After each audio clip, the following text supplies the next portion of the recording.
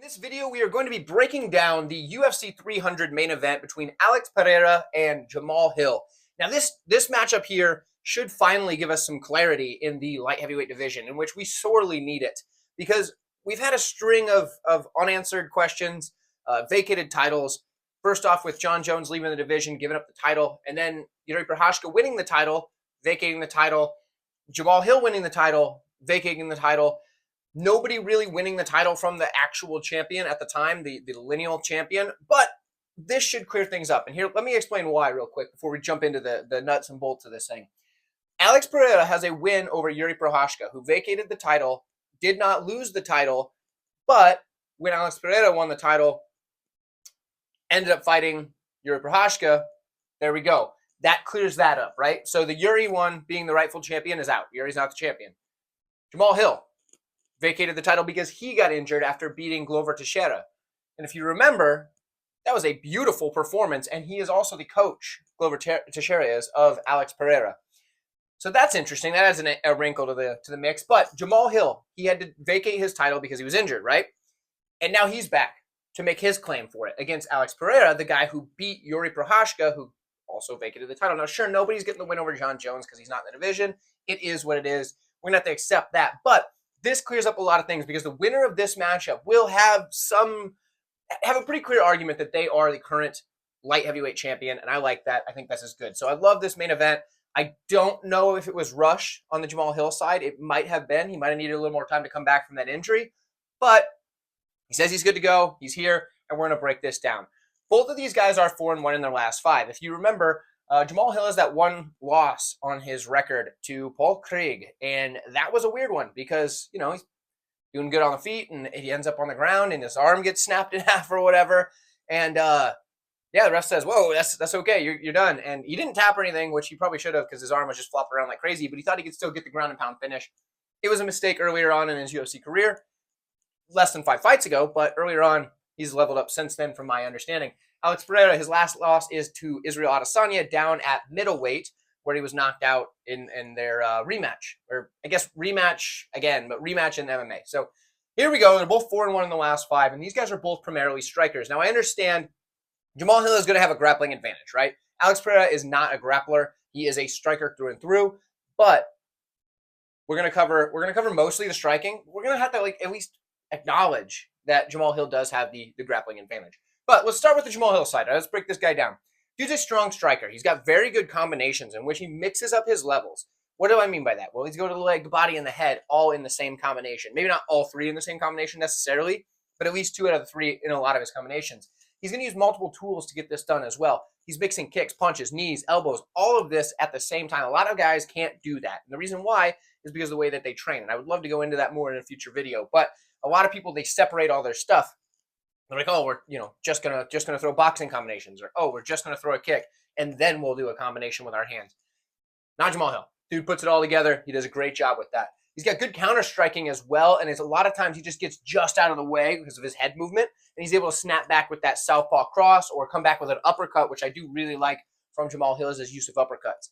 In addition to that, the guy's got kicks to all levels, legs, body, head, and he uses them very effectively, especially because he sets them up with the hands.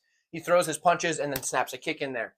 He uses the kick to set up the hands as well. Does a good job of doing all of that.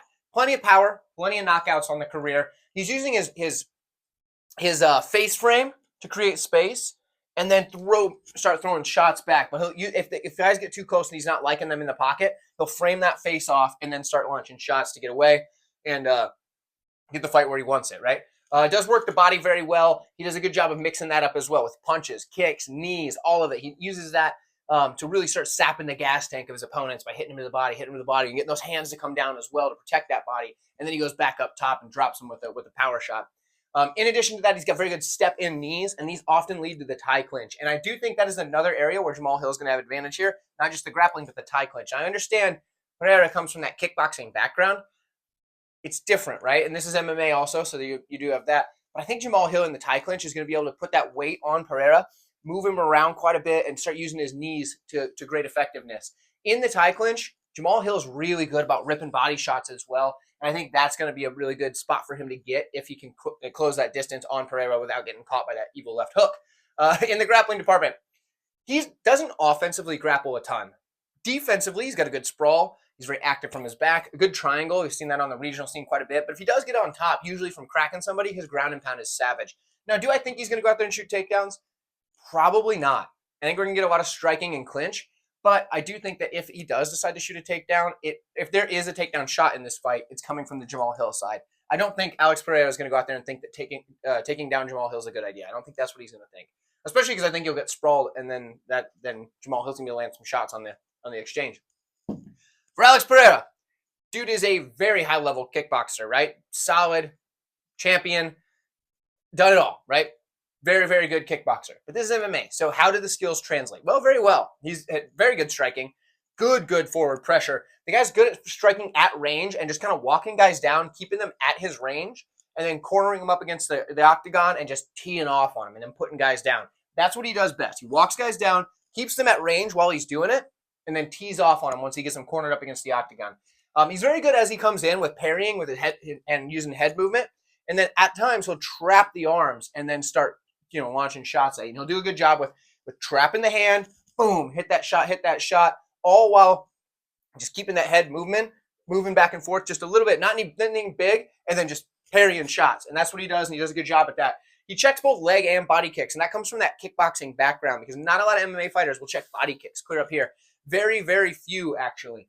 But Pereira does that very well. He's got absolutely deadly power, and that lead hook is the thing that we know the most, right? If he lands that lead hook on Jamahal Hill, I will be very impressed if Jamahal Hill does not go to sleep. But it's if he lands it, right? Now, for that lead hook, tons of power in it. That's his best counter shot as well.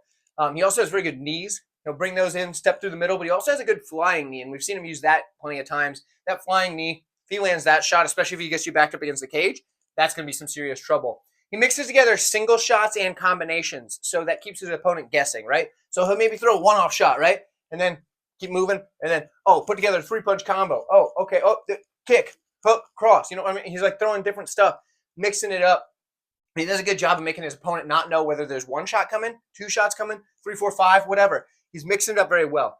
All in all, I think just pure striking, you got to give the edge to Alex Pereira. It's the other things that make Jamahal Hill look like a viable option here. Now, this is a close fight. This is a really close fight. For me, I think what it comes down to is the fact that it's going to come down to whether or not Jamahal Hill is fully recovered from, I believe it was an Achilles injury. Because if he is, and he's got all that movement on the feet, and he's able to use all of his tools, get into that clinch, use the threat of the grappling, even if he's not using it, even the clinch work, things like that. If he's able to use that, I think he's going to have a lot of success here. Yes, he can stand and strike with Pereira, and he still might get him because we've seen Pereira knocked out before. It's not like he can't be knocked out. But I think if he just gets in a range striking match with Pereira, Pereira's going to win. And I think if his movement is limited because of that Achilles injury, I don't think he's going to be able to get out of the way. For me, I'm going to trust that the injury's okay. I'm going to take Jamahal Hill here, and I think he gets the knockout at some point. I think it's going to be because he's able to use his striking, get to the clinch, land those body shots, start getting the hands to come down of Pereira, and at some point exit that clinch. He'll be in the southpaw stance, land a big, heavy straight down the middle, probably rattle him, and then maybe even finish him with a head kick because he does a darn good job with those, So I'm going to say Jamahal Hill gets this one done by knockout, probably second or third round. Could be wrong. It could be later, could be earlier, but I think somebody's getting knocked out in this fight because these two guys are going to come forward and strike the whole fight, at least from my expectations. And for me, it's Jamahal Hill. Let me know what you guys have. I would love to hear from you, hear your opinions. I know a lot of people are going to be switched or going to be on the other side of this one. I know a lot of people are going to be going back and forth in the comments, and I do appreciate it. Also, if you made it this far in the video, go ahead and like the video. All of my links are in the description, so feel free to check those out as well. And I will see you guys in the full card breakdown.